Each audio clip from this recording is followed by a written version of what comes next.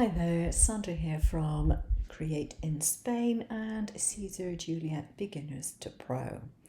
I was asked in the Shortcuts a Lot Facebook group recently about how you do layered photographs. You know, we have one photograph and it's in 3 different layers of different sizes and they are decoupaged basically one on top of the other. Now, the easy way of doing this but not necessarily the best way. You want to import your photograph, or to place your photograph as it is in Shortcuts a Lot. Place your photograph at the size that you want it in the software. So if you have a very large photograph, downsize that in your preview software if you're using a Mac before you actually put it onto Shortcuts a Lot. Otherwise, you're working with a much bigger file size than you need to, and that can slow your computer down. So this one here is 18 centimeters wide by 10.73. And I have 3 rectangles that I've drawn here, and all I did was took the same size rectangle and I just did an internal offset in a couple of layers. So that was pretty easy to do.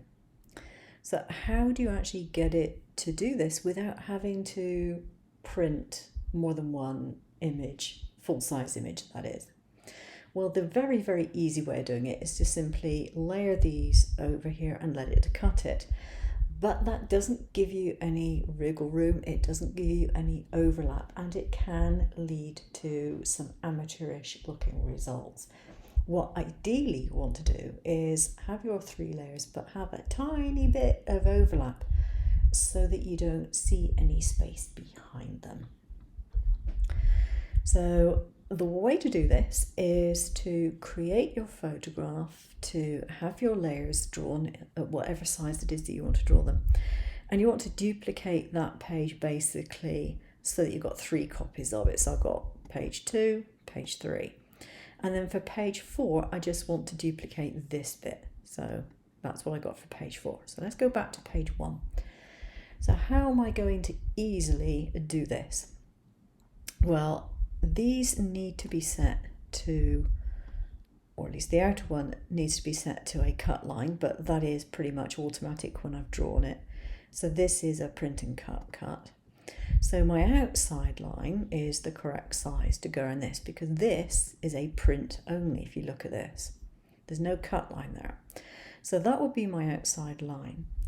That's where I want my next layer to start. So I'm going to remove that here. But what I'm going to do is put an internal offset on there and make it a bit smaller. So go to path and go to offset path. Insert, and I want to make that 0.3 centimeters.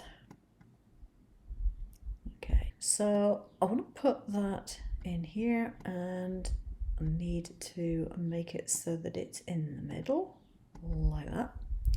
And now I can do one of 2 things. I could either exclude that path and then put it over the photograph and do a clip path, or I can do it a slightly cheat way, because this one here, I actually just want to print. I don't need it to cut anything. So if I take this and I go to print and cut, print only, go to the color, change everything to white, change the fill to white, like that. And then I want to group this, and then I want to line up over here and center it up.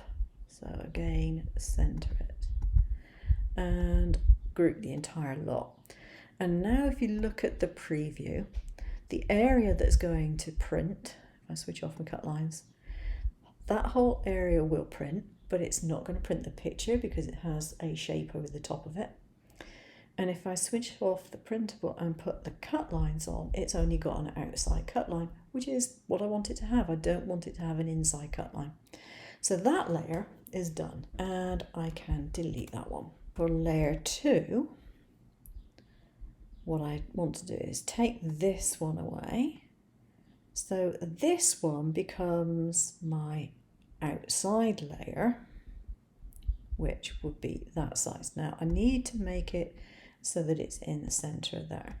Now this time I go to Object, Clip Math, Set Clip Path, and that's cut it down to that size. So that one is done. And then this would be my smaller hole. But again, I want to make that a little bit smaller. So I'm going to go to Path, Offset the path, Inset, Offset 3 millimeters. Boom, done. And that one needs to be set to a print and cut, print only. And I need to set everything in it to white. So both the edge and the fill are going to be set to white. There we go.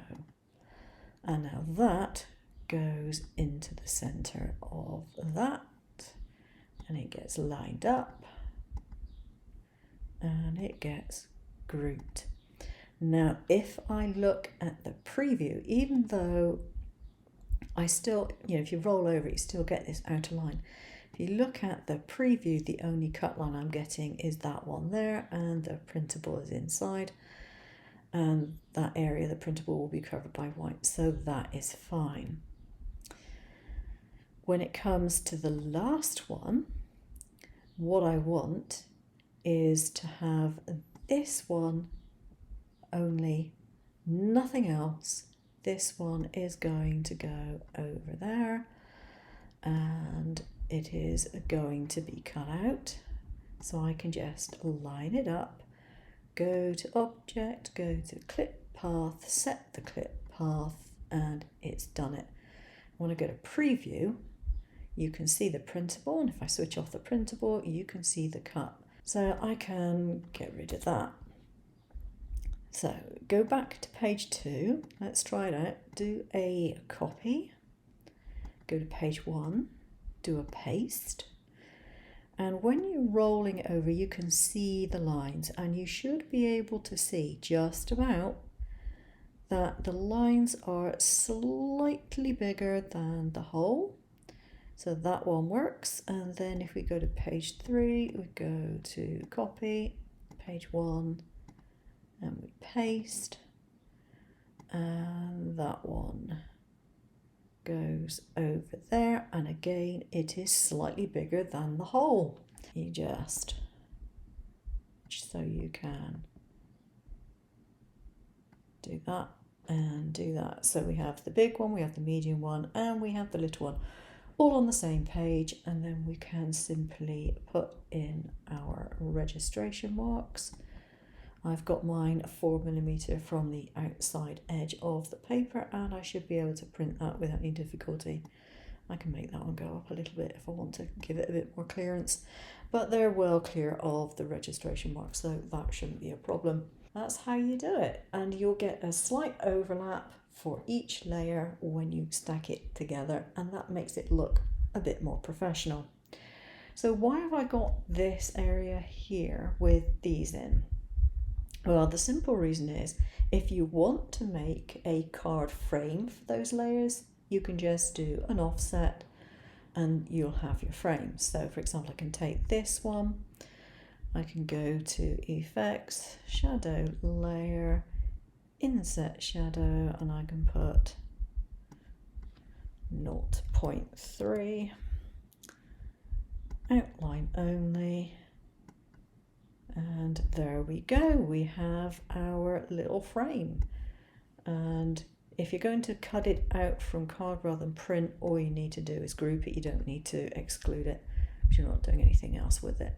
Group that one. And because they are all smaller than each other, you can just cut them out nestled together. And of course you don't need the print and cut registration marks on there, because if you're not printing it, you don't need to have print and cut. You just take those off. But because I've got multiple pages and I do want the print and cut on the first page, I will leave them in place, otherwise it takes them off all the pages. This is how that file came out. I didn't finish it off with the frame because I messed up. I put a fingerprint over here. So this one's going to be thrown out. So all I've done is I've gone around the edges with a black marker just so you get an idea of what it looks like with a frame on it. By contrast, this one is one that I just did 3 cuts. So you have the outside cut, the middle cut and the smaller cut. And I tried my best to line them up properly, but as you can see, I've got flashes of white showing where they're not entirely lined up correctly. If you're really, really good at lining them up, maybe you could do a better job. But it is asking for trouble, and it would be a bit of a pain after taking the time, the effort, and the printer ink to print this off to mess it up in the final stages. So, yeah, I think adding that little buffer is a much better way of doing things. Okay, that's it for today. Hope you found that useful, and I'll see you again soon. Take care now.